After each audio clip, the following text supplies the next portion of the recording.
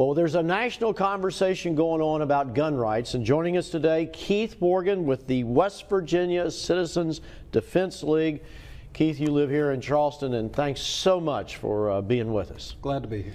Well, Keith, America is really just in the beginning stages of a long overdue debate and conversation about the place of guns in our society. You're with the West Virginia Citizens Defense League. Tell me what it is you all stand for. What are you all trying to get done?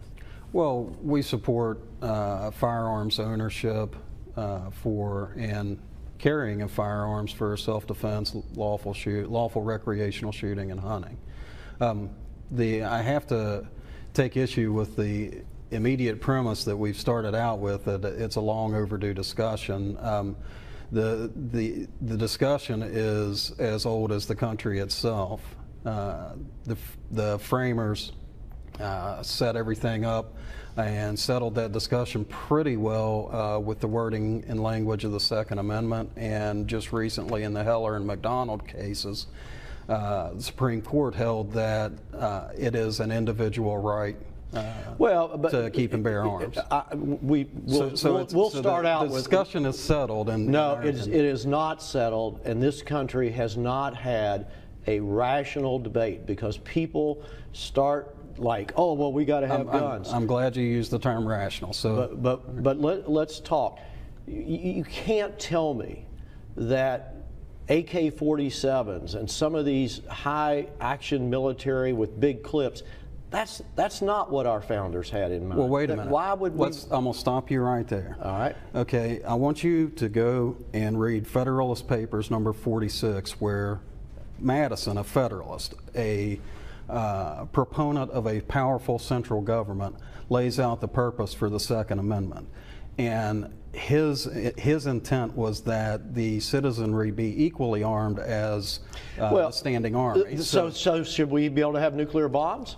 Well, and you know, if you're going to talk about nuclear weapons and ridiculous arguments like that, we can terminate the interview, because I thought you said rational. You said rational, right? Right, but you just said nuclear weapons and but your comment was that the intent of the papers was that everybody be equal to the government. But the truth of the matter is the modern infantry soldier. But that's not possible today. It's not possible that we can compete with this giant military machine. And what's interesting, I'm not advocating that we should try. Okay, but let me talk about your argument. You're saying AK-47s and assault rifles. First off, you're using a media-coined misnomer called an assault rifle. An assault rifle is a fully automatic weapon, and those are extraordinarily difficult to keep in private hands. But nevertheless, have been used in some of these recent killings. Oh, sure they have, and those are tragic. But I'm going to ask you a question. Would you support getting rid of those to the public? Absolutely not. And let me ask you a question. Do you support removing those from law enforcement? Now, the Kanawha County Sheriff's Department, West Virginia State Police are running around out here with AR-15s and 30-round magazines. Do you think they should have? I do think they should have. You do? Okay, well, they face the same threats we do. So why do you think they should have them and we should not? Because I believe that our police and our military are trained to defend us and to protect this country. I don't think that I want every guy up and down the block going out thinking that he is, Rambo, and he's going out to save the country. Okay. I mean, I just don't think that's the irrational part of this conversation. You are making an unfair and frankly offensive accusation that people who own rifles with 30-round magazines think they're Rambo. Because I can take you just up the street here and we can go talk to some MDs. They're pretty sure that they are not Rambo. They're citizens, they're professionals, they're doctors and lawyers, and yes, even people in the media who own these firearms. But what's the purpose? What's the purpose? The purpose is self-defense. That's the same purpose for law enforcement. Who is it you're defending yourself from? Who is it the law enforcement defends themselves from? No, there is a criminal element in our society. But do you disagree? Law enforcement has a responsibility to track down, capture, and in some cases defend The citizens don't have that. There's a misconception in society. Law enforcement, and the Supreme Court has held multiple times that law enforcement has no duty to defend you.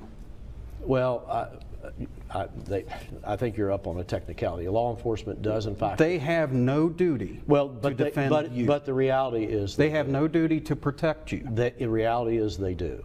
No, the reality is they do not. I'm sorry. I don't know where you're getting your information. Well, Mine comes from the Supreme real Court. life experience. Mine comes from the Supreme Court of the United States, thus the law of the land. You might notice on the police cars it says to protect, to defend and protect. Well, let me tell you, what it says on the side of the police car is at odds with what the Supreme Court of the United States. They have no duty to protect you. And anybody out there who believes they do, you better think again.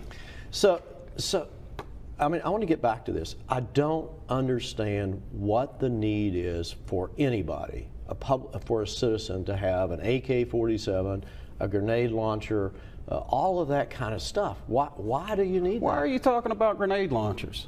Because that's a weapon. That's a gun.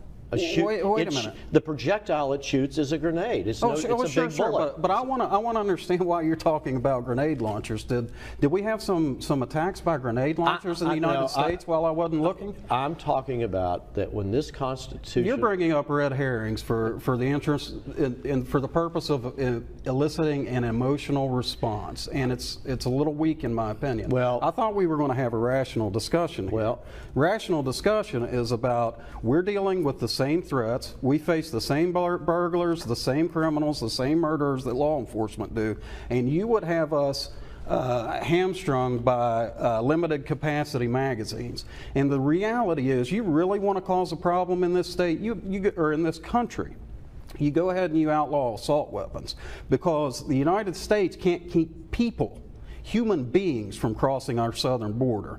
Now, when you go and you create a market for machine guns, you can bet they're going to flow. We're going to have problems we don't now, because there will be fully automatic weapons in the streets. All right, Keith, if you could hang on for just a second, we need to take a quick break, and we'll come right back with more on Decision Makers.